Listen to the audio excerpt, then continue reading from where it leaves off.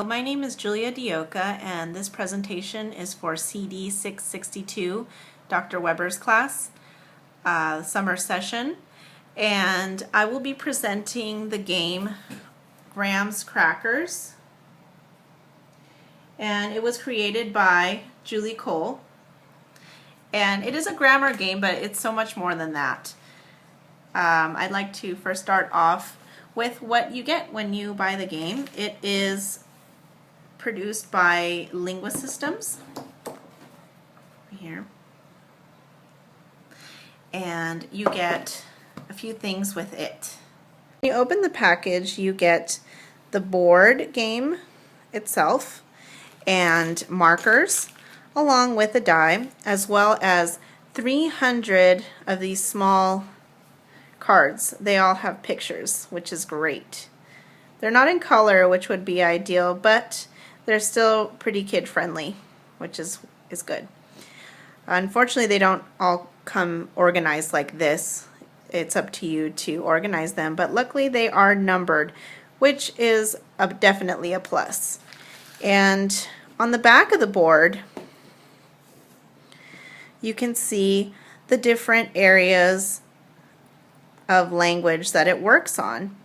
And what I really like about it is that it works on receptive as well as expressive language. And if you look back here, these are the different parts that it works on. It has pronouns, plurals, irregular plurals, possessives, comparatives and superlatives, verbs, and negatives. And if you look, for example, we're looking at this section that says pronouns right here. You can see that it's broken way down. It doesn't have the cards mixed up, which you could mix them up for a child that's working on, say they're working on all of these pronouns and you've worked on each of these separately for a while, then you could mix up the cards and they can work on all of them at once. But if you want to just concentrate on one pronoun, like say you just want to do she, which is very common with children, especially young children, they will either use he for everything or she for everything. They might say she instead of he or he instead of she, vice versa. So say I want to look at just he, and it says cards 1 through 10. So I've already put them in stacks. So here's card number 1 and card number 10. So it just makes it easier to find that aspect that you're working on. Another great thing about this game is that it has evidence-based practice, which is great.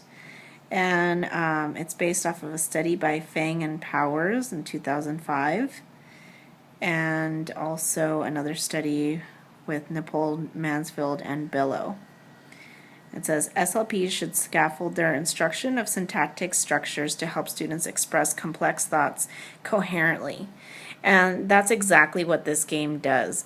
It helps children that may be confusing these different aspects of language or omitting them, especially like in the case of autistic children. Oftentimes, especially here if you look in verbs, they have the copula is and are. Those are often omitted with children with autism. They might say something like he bounce ball instead of he is bouncing the ball. So with this, you can use the copula cards and help the child start to put those into their repertoire, and it'll become more second nature to them. I'd like to show you just how great these cards are and what they look like so you know what you'd be working with. So as I said before, all the cards have pictures on the front of them, and it's a great visual aid no matter who your client is. So on the front you have the pictures, and then on the back it has 4 different language tasks. The first 2 are always receptive, and the second 2 are expressive. So depending on what your client's language goals are, you can modify or pick and choose what you'd like to take out of these cards or get from these cards. You can see these cards are very versatile.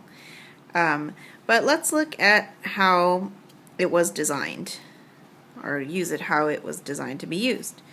So on the back of the card there are 4 different tasks which you can use with your clients depending on what their goals are. The first 2 are always receptive tasks, and the second 2 are expressive tasks.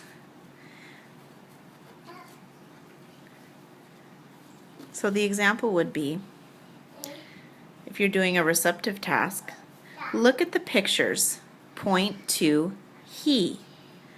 So your client would have to decide, is this he or is this he? And the hope is that they would point to the correct one.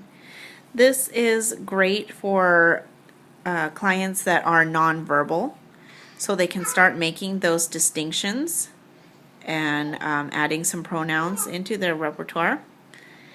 I mean, you can do many different things for many different clients. The second task would be, look at this picture, point to boy. So you know that this is a boy, and you can go into explaining that when we talk about a boy or male, it means he. Then you can go on and ask them, tell me which is right. She is riding a bike, or he is riding a bike. And it would be probably a good idea when you're first starting out, and depending on the level of your client, you might even want to cover the picture, the other picture, so it doesn't throw them off. But if it's a client that is more advanced and they can handle both pictures, they can look at both pictures on the card and they can decide which one is he is riding a bike, and then point to the correct picture. Now on to the expressive tasks. I'll tell about one picture. You tell about the other. She is walking, and you would have the client complete the sentence. So he or she would hopefully say, and he is riding a bike. The fourth task doesn't give that cue in. It just says, look at the pictures. Use the word he in a sentence.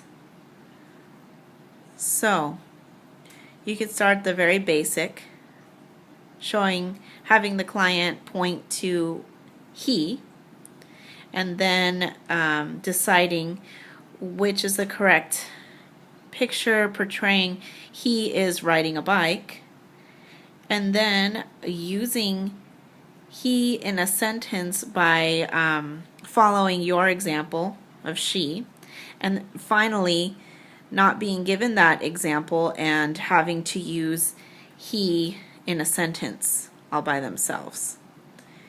So in the meantime, as they're answering these tasks, you will go ahead and... Now I'll be demonstrating how to use this game with a client. Chris is standing in as my client, so he would be the child, and I'm the speech pathologist. So I'm taking the topic of R verbing. Let's say that was his goal. So I have the card, and I would show it to Chris. And let's say we're working on a receptive task. Look at the pictures. Show me R screaming. And he points to the correct picture. Then he had a turn, so he gets to go ahead and roll and move his marker. All right. And let's say we did an expressive task. I'll tell about one picture. You tell about the other. She is golfing.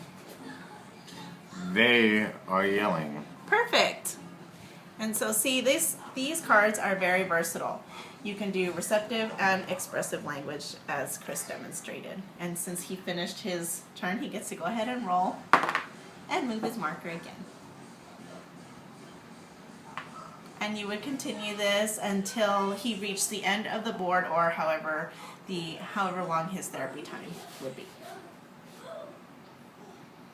Wrap up, Graham's Cracker is not just a grammar game, but it's a wonderful language task. It has a series of different activities that you can do with your clients. The cards are very versatile and they're scripted. You can read them the way they are, or you can modify them. They have 2 pictures or more on them that you can use.